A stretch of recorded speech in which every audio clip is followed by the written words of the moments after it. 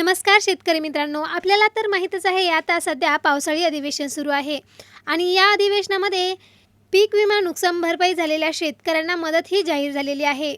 एकूण 24 जिल्ह्यातील शेतकऱ्यांना 335 कोटी रुपयांची नुकसान भरपाई मंजूर करण्यात आलेली आहे।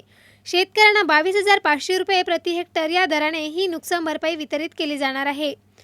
याचबरोबर 5 जिल्ह्यातील शेतकऱ्यांना फळपीक विमा देखील मंजूर करण्यात आलेला आहे, ज्याच्यामुळे या 5 जिल्ह्यातील शेतकऱ्यांना 217 कोटी रुपयांचा विमा त्यांच्या खात्यामध्ये क्रेडिट केला जाणार आहे। मित्रांनो, सध्या पावसाळी अधिवेशन सुरू आहे। राज्यामध्ये शेतकऱ्यांना झालेल्या नुकसानीसाठी नुकसान भरपाई पूर्वी न मिळालेल्या शेतकऱ्यांना नुकसान भरपाई आता मिळणारच आहे।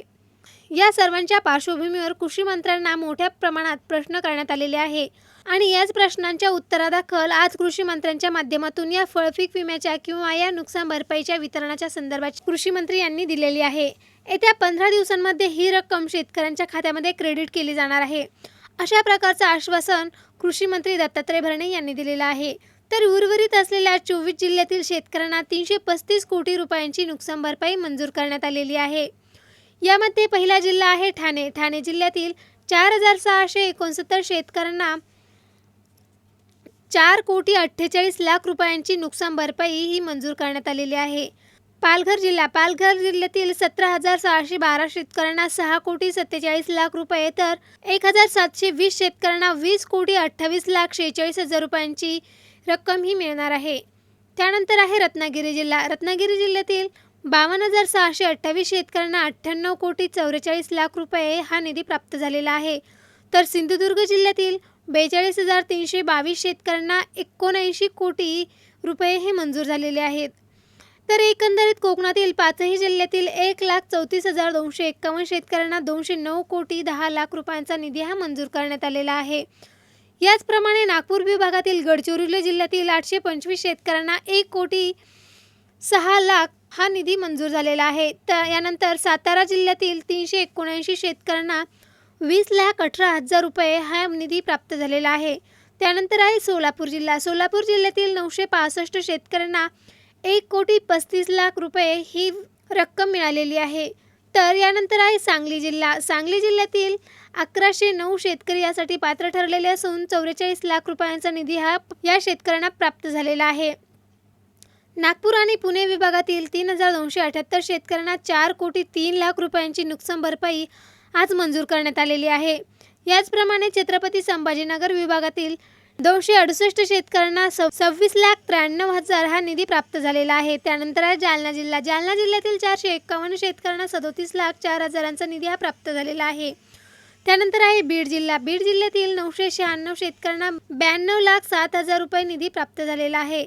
यानंतर आहे लातूर जिल्ह्यातील शेतकऱ्यांना 791 शेतकरी यासाठी पात्र ठरलेले असून 46,65,000 एवढी रक्कम प्राप्त झालेली आहे।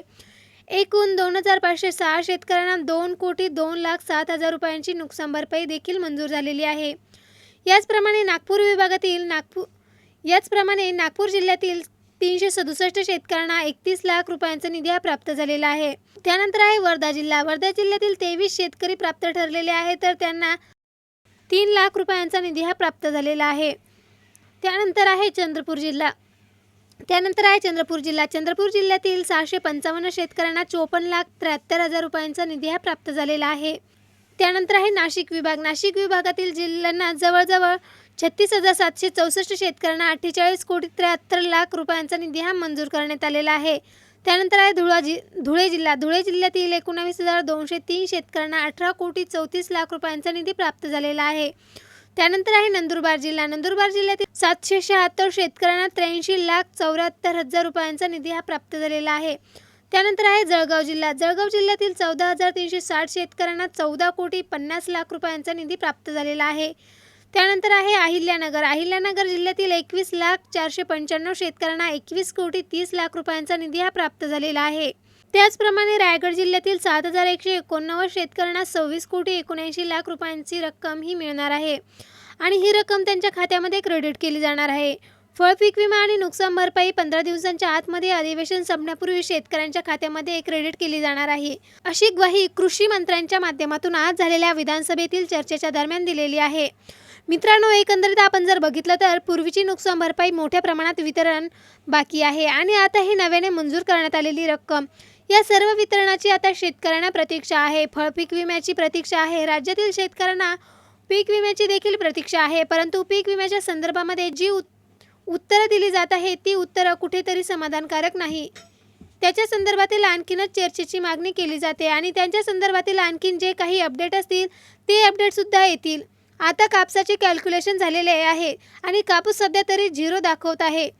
त्याची कॅल्क्युलेशन प्रक्रिया किंवा पीक विम्याच्या संदर्भातील अधिकृत असे अपडेट येतील. असे अपडेटसुद्धा आपण जाणून घेण्याचा प्रयत्न करणार आहोत. चला तर भेटूया नवीन व्हिडिओमध्ये नवीन अपडेट्ससह.